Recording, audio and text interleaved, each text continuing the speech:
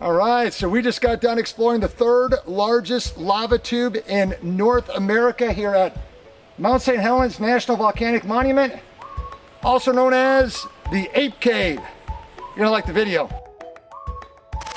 After arriving in Seattle, we drove 140 miles to Mount St. Helens National Volcanic Monument. Our plan was to hike to the top of Mount St. Helens the following day. With the few hours remaining, we chose to visit the nearby Ape Cave. We passed through the town of Cougar, headed north on road NF83, and went left on FS81 at the fork. From there, we arrived at our destination. The cave was formed when molten lava flowed from Mount St. Helens thousands of years ago. The tube, exceeding 2 miles, was formed through the process of lava cooling and creating a crust, leaving a tube behind. This event was one of the few times the mountain produced red-hot flowing lava in its eruptive history. According to historians, the cave was first discovered by a logger in 1947. However, it wasn't until the 1950s when a scout troop named the Mountain St. Helens Apes lowered themselves to the cave floor. The cave was named in honor of these young explorers. If you come here, you got to remember there's 2 fees you need to pay. One is the U.S. Forest Service to park your car in the lot, and then the second one is the permit, the registration permit necessary to explore Ape Cave for the day. Altogether, both permits are $7. Okay, we have finally made it to the Ape Cave. From the parking lot, it's just a short walk, maybe a football field or so, to the cave entrance itself. As soon as you enter, you go down a series of stairs. This is really cool. Wow, Shane, look at this, man. We only took a few steps and it is pitch black already. Here's what you're looking at once you reach the junction. Lower cave, easy walking, 3/4 of a mile to the end. Then I was told you turn around and come back the same way. Upper cave, that is 1.5 miles, a little bit more challenging. And you go out at the opposite end and then hike around on the surface. All right, let's do it. It's so tall. What do you think about this? Look how tall it is. Yeah, it goes way up there, doesn't it? Oh, man. Wow, look at that. That's cool. It's muddy. All right, just watch where you're stepping. Watch your step. These rocks are slippery. Be careful. There you go. All right, another thing you got to keep in mind if you come here is cave temp is 42 degrees, so bring a little something to keep yourself warm. And if you're wondering what it looks like when the lights are extinguished, it is pitch black. What do you think about that? It's completely black. Yeah. There's nothing to see. You can't see anything. Well, thankfully, I mean, we have lights on us, but thankfully this is only one way in, one way out. On the ground, if you're coming here, it's rather level. A couple little bumps you need to step over, but pretty easy to make your way around. Oh, look at that. There we are. Let there be light, and let's continue. We're kind of getting deep into the easy tube right here. You're looking at, I mean, wingspan, yeah, about at least 12 feet across and maybe, 20, 25 feet tall. But look at the size of this lava tube. Can you imagine the amount of lava that would have come through here and just create this amazing cavern? This is beautiful. This is so beautiful. Wow.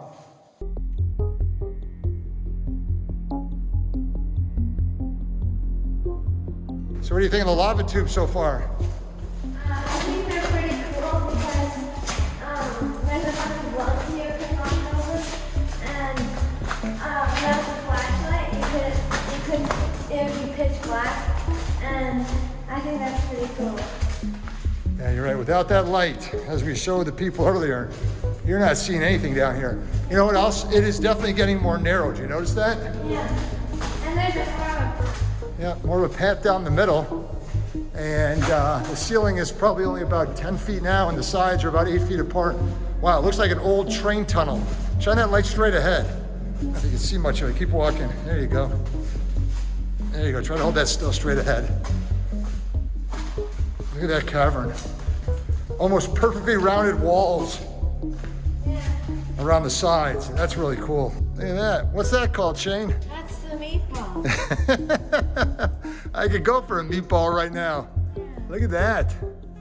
That is so cool. The meatball, as it's called, was actually formed when a block of cooled lava fell from the ceiling. It traveled in the flow of lava until it was wedged in a narrow spot 12 feet above the cave floor. Wow, look at this little cavern. Can't get in there. I don't know if the camera's picking it up, but every once in a while you hit little pieces that sparkle. Some of it's just water that's still dripping down, but not too far of an opening if you wish to explore that. You're not getting in much beyond what you can see right here. Look at that, it's pretty cool, huh? Yeah. Those colors, they're pretty. Yeah. Make sure you don't touch it too, right? Yeah. The cave walls should never be touched. They contain a bacteria called cave slime, which is the base of the food chain. It dies upon human contact. All right, Shane, I think we're getting close to the end. Ow, ooh, man, it thought my head. I was just about to tell the people, you don't need a bump helmet for this cave, but when you get to the end, you're definitely losing a lot of room on that roof, aren't you? The height definitely has diminished significantly. How far in can you go? I think that. You see it? All right. Let's turn around. Good job. That is it. We are officially at the end of the line, aren't we? Yeah.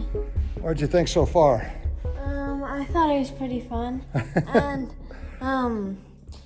I tripped over a few rocks on the way when we took the flashlight off just for like a second. Yeah. I just tripped on a rock. Yeah, basically it's very simple. I mean, I think people any age could come down here, fine for kids. Just make sure you have a couple good flashlights and you should be, I almost lost you in the picture there. You should be good to go. So definitely make sure you bring your sweatshirt. It gets cold down here, 42 degrees. It feels colder as you go deeper in the cave. I don't think that's the case. I think we're just getting cooler ourselves. But I have to say, as far as caves, I've been in a lot of caves. This is the only lava tour cave I've been in. And you feel that wind coming through here, Shane? Yeah. Or we have a wind chill factor that's probably down in the 30s now. There is a decent breeze that is blowing through this cave right now. And it's funny because we're coming back right now and it's a dead end on the other side. All right, so we did the 1.5 mile lower cave, 3/4 back out again. The upper cave's the challenging one. That's also 1.5 miles, but it's very difficult walking, some scrambling, climbing over some rock walls. I heard that are, I think, 6 to 8 feet tall. It is late right now, 5 o'clock. The park technically closes at 5. We were given permission if we wanted to stay a little bit longer, but I don't want to abuse it. We're going to hit the road, plus 1.5 miles, slow moving at this time. We just arrived late last night from New Jersey. This is our first hike. Tomorrow, Mount St. Helens, right here in this area. Don't want to get injured. Shane's flashlight's not working too great either. So we are done for the day. Maybe we'll come back on Friday, try the more challenging upper cave. But this is it for today. Hope you enjoyed the video. Kind of short. I don't know what you can see with the darkness that is down here. But cool place to visit if you wish to come out. Thanks for traveling with us. Always room for you on every national park adventure. Please subscribe to the channel. God bless you.